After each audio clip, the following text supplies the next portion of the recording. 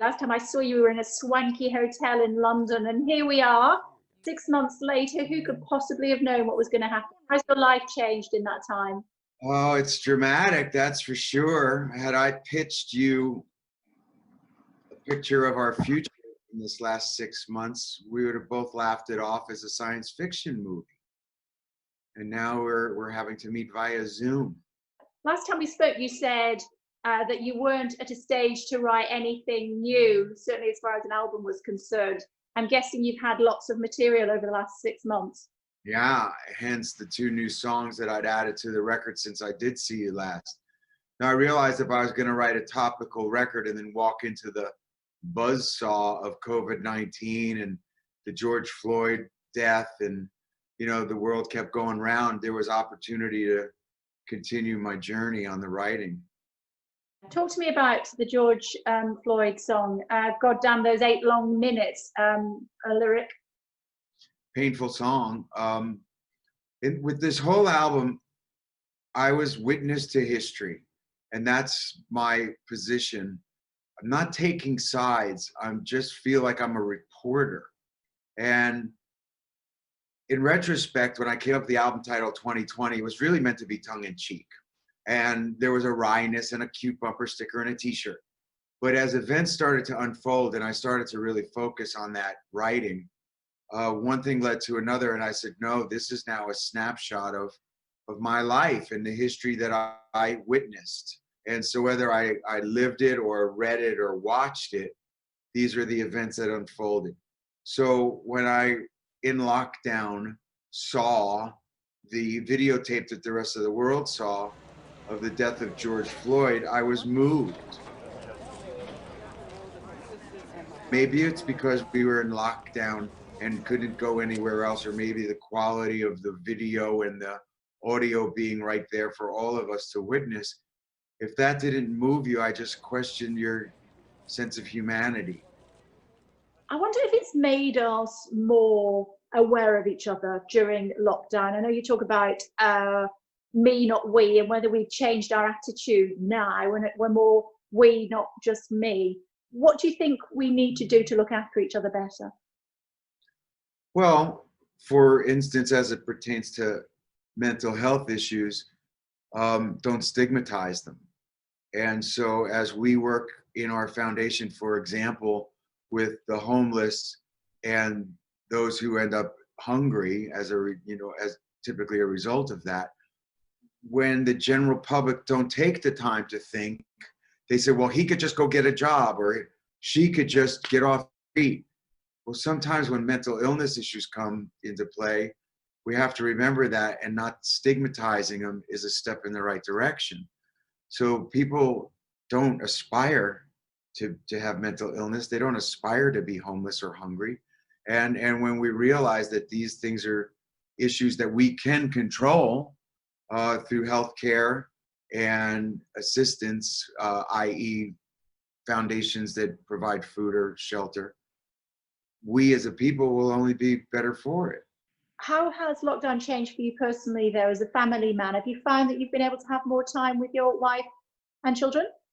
Yeah, like everyone else, being forced into lockdown and not having anywhere to run off to gave you more time with yourself. And so for those who survived it and were able to still have food on the table and shelter, it was a reset button. And some good things came out of it, opportunities to get in touch with those around you or with yourself. Those who lost their jobs or lost their health or lost their lives, they were affected in a dramatic way, and we can't forget that. In America, we've lost 200,000 people and counting. It's criminal. But, so you have to remember that too. This is serious. What do you put that down to? We blame in part our government for the way that they dealt with certain aspects of coronavirus. What do you do in the US? Well, I don't want to just point fingers of blame because it seems too easy. And in fairness, the needle was moving. Wear a mask, don't wear a mask. Travel, don't travel. Total lockdown, don't lock down. And then it got to a place where we're politicizing a mask. That's wrong. That was just, that is wrong. If a mask was going to stop the spread, if for nothing else than respect of your neighbor and your friend, you have a little piece of cloth on your nose. It's not a big deal. It's not a great sacrifice. I think wearing a face mask as I greet presidents, prime ministers, dictators, kings, queens, I don't know, somehow I don't see it for myself. Maybe I'll change my mind. This president long ago forfeited any moral leadership in this country. He can't stop the violence because for years he's fomented it. How do you feel about Biden? I feel good.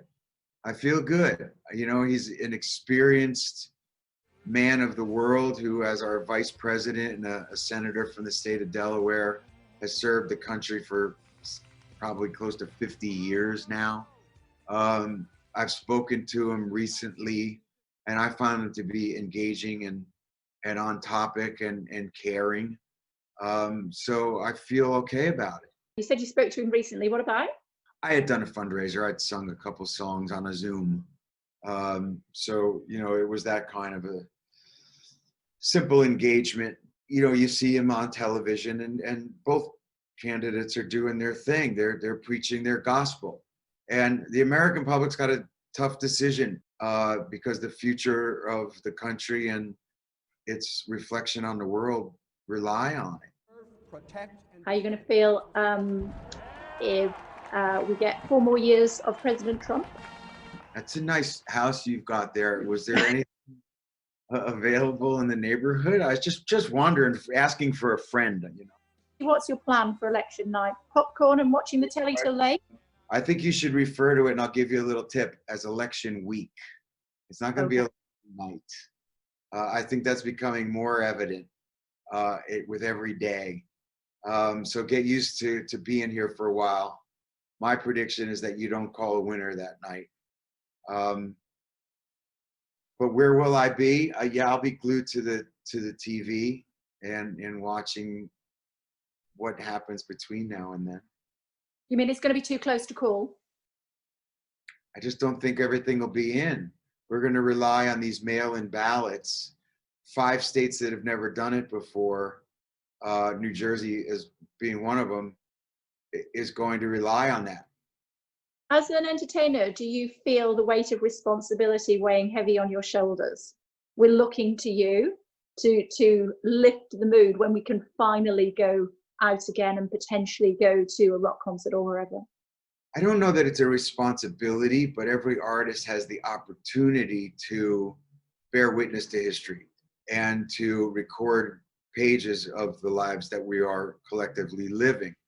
You know, when I wrote Do What You Can, I wrote it simply on an acoustic guitar and performed it that way on a little Zoom telethon here in New York and New Jersey. But I knew how to make it into a record, and the record is big and optimistic and a Bon Jovi kind of an anthem. And it brings that sense of optimism back. So what I'm hoping is that in a year or two from now, when I do get to perform it, people will look back on this moment, remember that coming together. If you can't do it, you do what you can. And then there will be kind of that reflective joy looking back on it, you know, in our rearview mirror. When you do your next concert, when you do your next gig, you want to do some of the new stuff. Which ones will you do? You want to do some of the old stuff. Which ones will you do? You know, the old ones I'm expected to do. And I understand that. When I'm a fan of a band, I want to hear the hits too. You know, the hits are what got us there, but I'm just adding to that arsenal. You know, and the new record, I would hope to play as many songs as I possibly could.